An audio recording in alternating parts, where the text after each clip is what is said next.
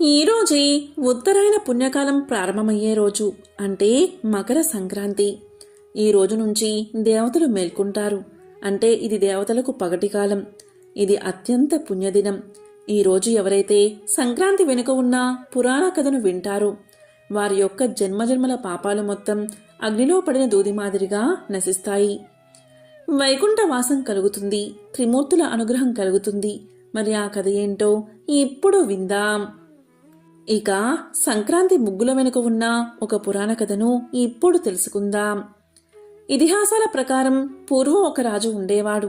అతను దేశాన్ని సుభిక్షంగా పరిపాలిస్తూ మంచి రాజుగా పేరు తెచ్చుకున్నాడు. ఆ రాజుకు ఒక కొడుకు ఉన్నాడు. ఆ యువరాజు ఎంతో అందంగా ఉండేవాడు. ఆ యువరాజు యొక్క అందం చూస్తూ రాజు ఆనందపడుతూ ప్రతిరోజు దిష్టి తీస్తూ ఉండేవాడు. ఇలా ఉండగా ఒకరోజు ఆ యువరాజు హఠాత్తుగా మరణించాడు. ఇక రాజు గుండెలు పగిలేలా ఏడ్చాడు. ఆ రాజు ఏడవడం చూసి రాజ్యంలోని ప్రజలంతా చూడలేకపోయారు. ఇక రాజు పురోహితుడు రాజుతో ఇలా అన్నాడు, మహారాజా, ఇలా ఏడవడం వల్ల ఎటువంటి ఫలితమూ ఉండదు. మీరు తక్షణం బ్రహ్మదేవుణ్ణి వేడుకోండి అన్నాడు. మీకు తప్పకుండా శుభం కలుగుతుంది అని పలకగా రాజు సృష్టికర్త అయిన బ్రహ్మను వేడుకున్నాడు. బ్రహ్మదేవుడి అనుగ్రహం కోసం అతను చాలా కాలం పాటు తపస్సును ఆచరించాడు. ఇక అతని తపస్సుకు సంతోషించి బ్రహ్మదేవుడు రాజు ఎదుట ప్రత్యక్షమై ఇలా అన్నాడు, చూడు రాజా, నన్ను ఎందుకు పిలిచావు అని అడగ్గా దానికి రాజు బ్రహ్మదేవుణ్ణి పరిపరి విధాలుగా స్తుతించి ఇలా పలికాడు, బ్రహ్మదేవా, నేను ఎంతో అల్లారు ముద్దుగా పెంచుకుంటున్నా నా కొడుకు హఠాత్తుగా మరణించాడు. ఎంతో అందంగా నా ముందు తిరిగేవాడు నా కుమారుడు. నా కుమారుడి మరణం నా మరణంతో సమానం. కాబట్టి నాకు వేరే ఏ కోరిక లేదు. నా కుమారుణ్ణి బతికించండి అని వేడుకున్నాడు. దానికి బ్రహ్మదేవుడు, చూడు మహారాజా, ఈ భూమి మీద పుట్టిన ప్రతి జీవి గిట్టకమానదు. జనన మరణాలు దైవాధీనాలు. ప్రతిరోజు మృత్యుదేవత ఏదో ఒక కారణం చూపించి మానవులను సంహరించి ముక్తిని కలిగిస్తుంది. ఆయువు తీరిన ప్రతి మానవుడిని అతడు ఎంత వయసు వాడైనా సరే మరణించక తప్పదు. కొందరికి 15 ఏళ్లు మాత్రమే జీవితం ఉంటుంది. కొందరికి 100 ఏళ్లు, మరికొందరికి 1000 ఏళ్లు ఉంటుంది. అంటే యుగాన్ని బట్టి మానవుడి వయసు ఉంటుంది. ప్రస్తుతం కలియుగంలో 100 ఏళ్లు మాత్రమే ఆయువు ఉంటుంది అని బ్రహ్మదేవుడు చెప్పగా మహారాజు ఇలా పలికాడు, స్వామి బ్రహ్మదేవా, నా కుమారుడి మరణం నన్ను కలిచేసింది. నా కుమారుణ్ణి బతికించండి, లేదా నేను మీ ముందే నా తలను ఖండించుకుని మరణిస్తాను అన్నాడు. అదంతా విన్న బ్రహ్మదేవుడు తప్పనిసరి పరిస్థితుల్లో కొడుకును బతికించడానికి ఒప్పుకున్నాడు. దానికి బ్రహ్మదేవుడు ఇలా చెప్పాడు, చూడు రాజా, నేలపైన బియ్యపు ముద్దతో నీ కుమారుడి బొమ్మ గీయి అని చెప్పాడు. ఇక బ్రహ్మదేవుడు చెప్పినట్లుగా కుమారుడి బొమ్మ బియ్య పిండితో వేశాడు మహారాజు. ఇక బ్రహ్మదేవుడు ఆ బొమ్మకు ప్రాణం పోశాడు. ఇక రాజు కొడుకు బతికి రాజును సంతోషపెట్టాడు. ఇక బ్రహ్మదేవుడు రాజును కొడుకును దీవించి అంతర్ధానమయ్యాడు. ఇక రాజు ఆనందానికి అవధుల్లేవు. రాజ్యంలోని ప్రజలందరూ ఎంతో సంతోషించారు. అప్పట్నుంచి ముగ్గు నేల మీద వేయడం ఆచారంగా వస్తుంది. ఇంటి ముందు వేసే ముగ్గు మన ఇంట్లో వారికి ఆయుష్ కలిగిస్తుందని, అందుకే నిత్యం ముగ్గు వేయడం ఆ రాజ్యంలోని ప్రజలందరినీ సుఖంగా ఉంచుతుందని చెప్తారు. సంక్రాంతి రోజు ముగ్గు వెనుక ఉన్న ఈ కథను ఎవరైతే వింటారో వారికి సకల శుభాలు కలుగుతాయి. ఇక మకర సంక్రాంతి గురించి దేవీ పురాణంలో ఒక కథ ఉంది. ప్రత్యక్ష నారాయణుడైన సూర్యుడికి అతని రెండవ భార్య అయిన ఛాయాదేవికి కలిగిన సంతానమే శనిదేవుడు. తన మొదటి భార్య కొడుకైన యమధర్మరాజు శనితో సరిగ్గా ఉండడు. ఈ కారణంగా సూర్యభగవానుడు ఛాయాదేవిని శనిదేవుణ్ణి దూరంగా ఉంచుతాడు. అందుకు శనిదేవుడు కోపగించి సూర్యుడిని కుష్ఠవ్యాధితో బాధపడమని శపిస్తాడు. దీంతో సూర్యుడికి కుష్ఠవ్యాధి వస్తుంది. అది చూసిన యమధర్మరాజు చాలా బాధపడతాడు. ఆ వ్యాధి నుంచి తండ్రిని ఎలాగైనా బయటపడేయాలని కఠోర తపస్సు ఆచరిస్తాడు. ఇలా ఉండగా శనిపైన కోపంతో సూర్యుడు శని అధీనంలో ఉన్న కుంభరాశిని ఆక్రమిస్తాడు. దీంతో శనిదేవుడు అలాగే ఛాయాదేవి ఎంతో బాధపడతారు. ఇక తన సోదరుడైన శని దుఃఖంలో ఉండడం చూసిన యమధర్మరాజు శనిని కరుణించాలని సూర్యదేవుణ్ణి వేడుకుంటాడు. దీంతో సూర్యుడు ఒప్పుకుని కుంభరాశిలో ఇంటికి చేరుకుంటాడు. అక్కడ అంతా అగ్నికి ఆహుతై ఉంటుంది. ఆ సమయంలో అక్కడ నువ్వులు తప్ప మరేమీ ఉండవు. ఈ కారణంగా శనిదేవుడు సూర్యుడిని నల్ల నువ్వులతో పూజిస్తాడు. ఇక శని ఆరాధనతో సంతోషించిన సూర్యుడు శనిని అనుగ్రహించి రెండవ నివాసంగా మకర రాశిని బహుమతిగా అందజేస్తాడు. అదే మకర రాశిలో సంపద డబ్బుతో విరాజిల్లేలా ఆ ఇంటిని నింపుతాడు. నల్ల నువ్వుల కారణంగా శని తన చేతిని పొందిన కారణంగా ఆ నల్ల నువ్వులు అంటే శనికి అమితమైన ఇష్టం. ఈ కారణంగా ఈ రోజు సూర్యుడిని శనిని ఆరాధించడం వల్ల సకల శుభాలు కలుగుతాయి. సప్త అశ్వములతో విరాజిల్లే ఓ సప్తమి, నువ్వు అన్ని లోకాలకు మాతృకవు. సర్వశక్తి సంపన్నుడైన ఈ లోకపు ప్రాణదాత అయిన సూర్యుణ్ణి ఈ లోకానికి అందించిన జననివి, నీకు ఇవే నమస్కారాలు అంటూ మకర సంక్రాంతి నాడు ప్రజలు సూర్యుడికి నమస్కారం చేసుకుంటారు. ఈరోజు పితృదేవతలకు మంచి రోజు. స్నానదాన పూజలు చేస్తే చాలా మంచిది. ఈ రోజు దానానికి ఎంతో ప్రాముఖ్యత ఉంటుంది. ఇందుకు మహాభారతంలోని ఒక కథను ఇప్పుడు విందాం. ద్రోణుడు, ఆయన భార్య కృపి ఆశ్రమంలో ఉంటూ దైవ చింతనతో గడుపుతూ ఉండేవారు. ఒకరోజు ద్రోణాచార్యుడు బయటకు వెళ్ళగా ఆశ్రమంలో కృపి మాత్రమే ఉంది. అప్పుడు సమిధల కోసం వెతుక్కుంటూ దూర్వాసుడు అక్కడికి వస్తాడు. తన ఆశ్రమానికి వచ్చిన దూర్వాసుణ్ణి సాదరంగా ఆహ్వానించి కృపి దూర్వాసుడికి సేవలు చేసి తమ పేదరికం గురించి చెబుతూ ఒక ముసలి ఆవు తప్ప ప్రపంచంలో మరేదీ లేదు అని, చివరకు పిల్లలు కూడా లేరని, ఎందుకు ఏదైనా మార్గాన్ని సూచించమని ప్రాధేయపడుతుంది. ఆమె కష్టాలు విన్న దూర్వాసుడు పూర్వం యశోద సంక్రాంతి పండుగ నాడు స్నానం చేసి బ్రాహ్మణుడికి పెరుగును దానం చేసి శ్రీకృష్ణుణ్ణి కొడుకుగా పొందిందని, నువ్వు కూడా అలా చేయమని చెప్తాడు. వీరు ఇలా మాట్లాడుతూ ఉన్నప్పుడు ఆ రోజే సంక్రాంతి పండుగ అన్న విషయం గుర్తుకు తెచ్చుకున్న దూర్వాసుడు కృపిని వెంటనే దగ్గర ఉన్న నదికి వెళ్ళి నువ్వుల పిండి రాసుకుని స్నానం చేసి రమ్మన్నాడు. అనంతరం తనకు పెరుగు దానం చేస్తే ఫలితం ఉంటుందని చెప్తాడు. దీంతో కృపి దూర్వాసుడు చెప్పినట్లుగా చేస్తుంది.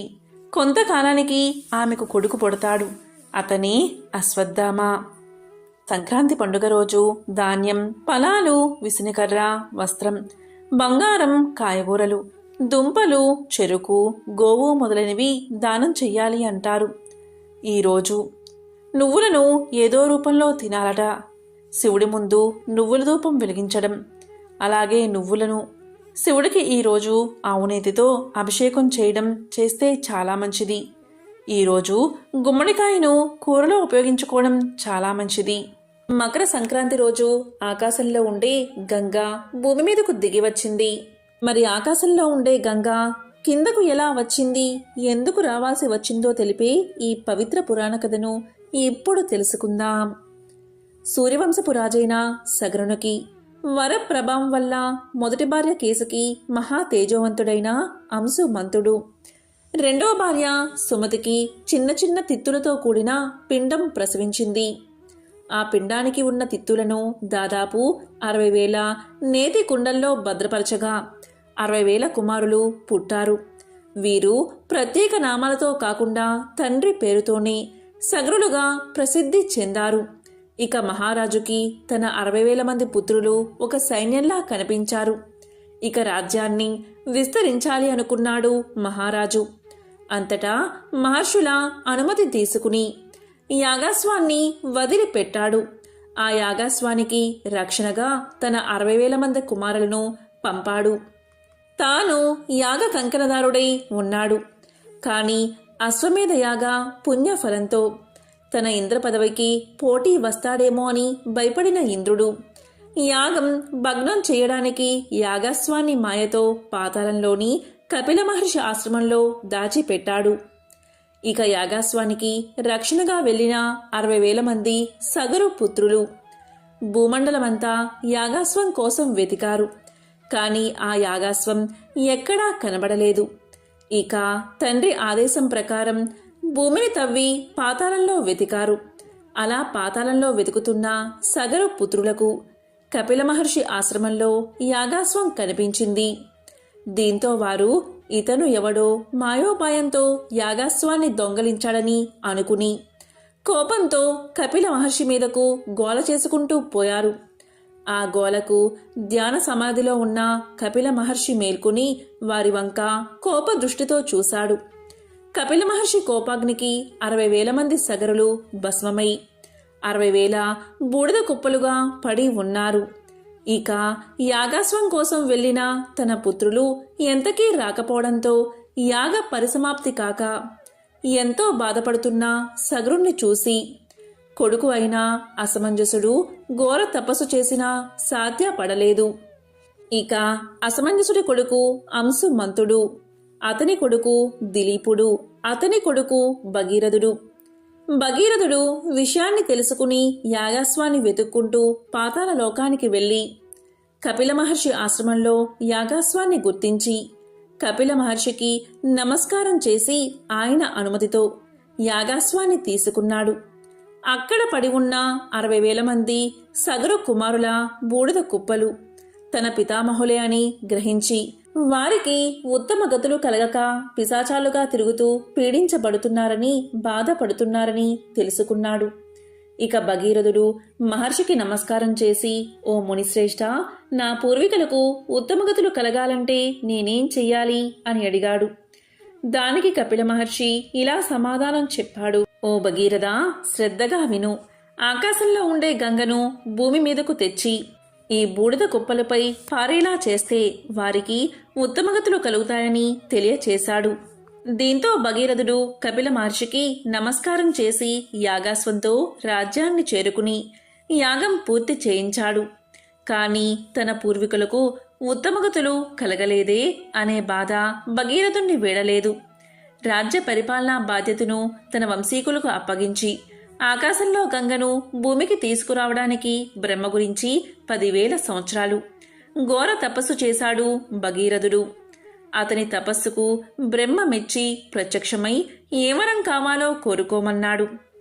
అప్పుడు భగీరథుడు బ్రహ్మదేవుణ్ణి పరిపరి విధాలుగా స్తుతించి, స్వామి, నా పూర్వీకులకు ఉత్తమ గతులు కలగక పిశాచాలుగా తిరుగుతున్నారు, ఎంతో బాధపడుతున్నారు.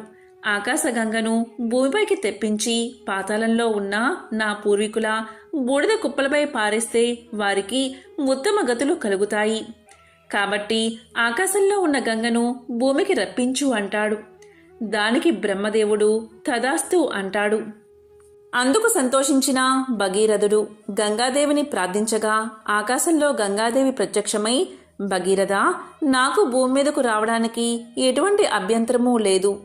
కానీ నేను ఆకాశం నుంచి కిందకు దూకేటప్పుడు కలిగే ఉధృతికి భూమి 2గా విడిపోతుందని తెలియజేసింది గంగాదేవి. కాబట్టి నా దూకుడును భరించగలిగే నాథుడు ఎవడు అని అడిగి చిరునవ్వు నవ్వి అదృశ్యమైంది. అయినా భగీరథుడు నిరుత్సాహపడలేదు. అంతటా భగీరథుడు మళ్లీ బ్రహ్మ గురించి 10,000 సంవత్సరాలు ఘోర తపస్సు చేయగా మళ్లీ బ్రహ్మ ప్రత్యక్షమై ఏమరం కావాలో కోరుకో అంటాడు. దానికి భగీరథుడు, స్వామి, ఆకాశంలో ఉన్న గంగ భూమి మీదకు దిగే సమయంలో ఆమె దూకుణ్ణి భరించగలిగే నాథుడు ఎవరు అని అడుగుతాడు. దానికి బ్రహ్మదేవుడు, భగీరథ, గంగమ్మ దూకుణ్ణి భరించగలిగే శక్తి ఈ 14 భువన భాండాలలో ఆ మహాశివుడికి తప్ప మరెవరికీ లేదని చెప్పి అదృశ్యం అయిపోతాడు.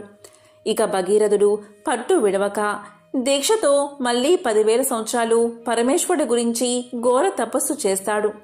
అప్పుడు పరమేశ్వరుడు ప్రత్యక్షమై, భగీరథ, ఇక గంగమ్మను నాపై దూకమని చెప్పు అంటాడు.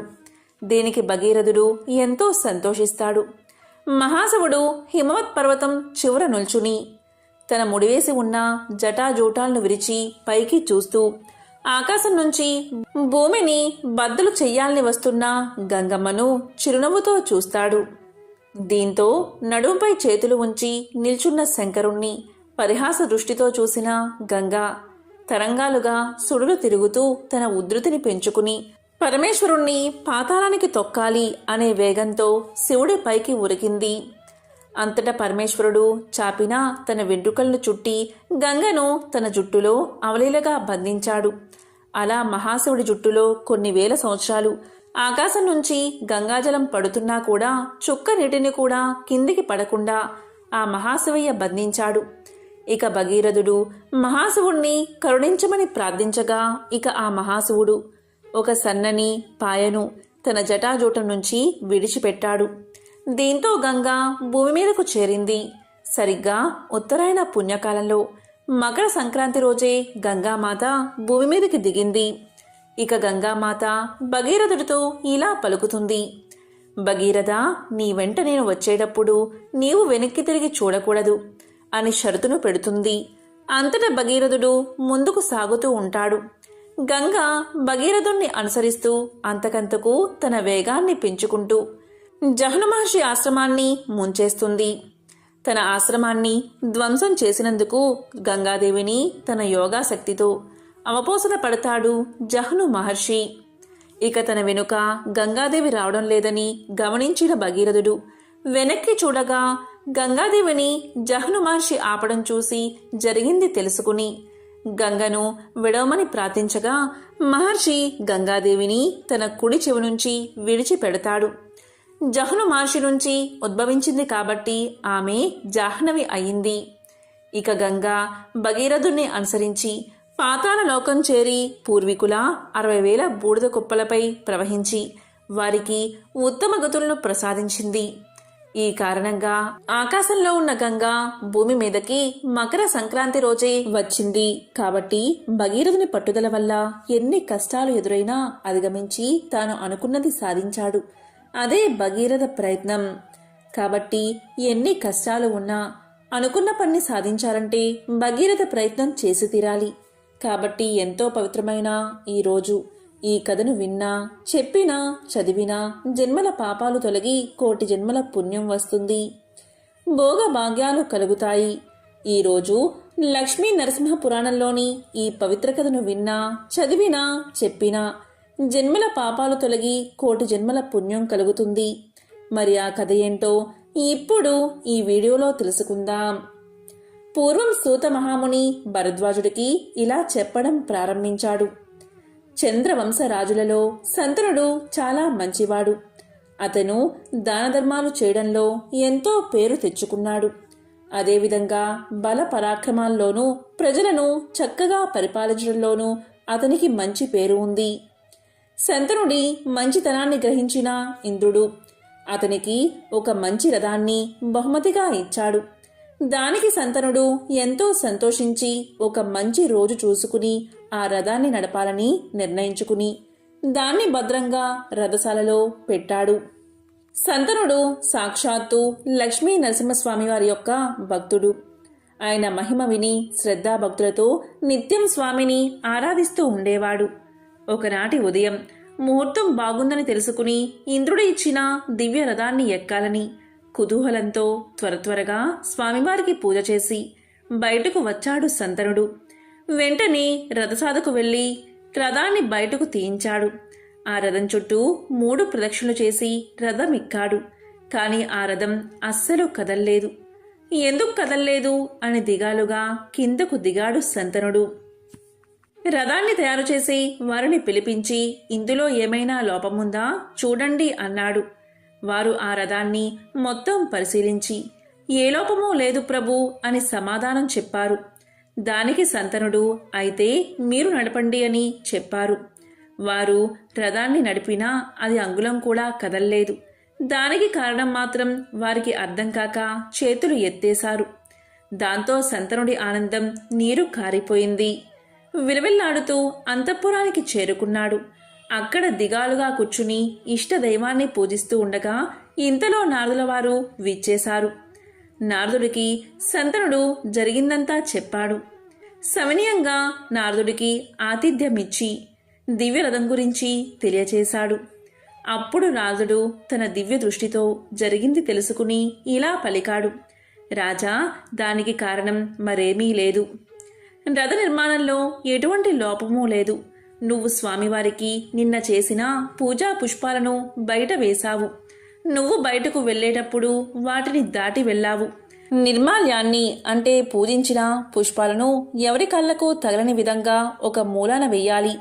వాటిని దాటడం వల్ల వచ్చిన దోషం నీ రథం యొక్క గమనాన్ని ఆపింది.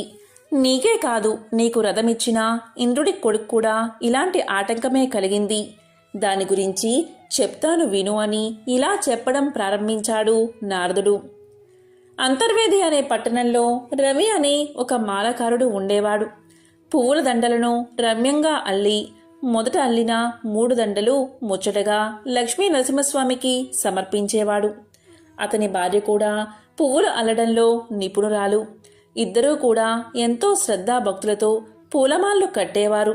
స్వామివారికి సమర్పించగా మిగిలినవి పురోహితుడికి, దేవ పూజలు చేసేవారికి, మరికొన్నిటి బయట అమ్మగా వచ్చిన ధనాన్ని కుటుంబ పోషణకు వాడుకునేవాడు.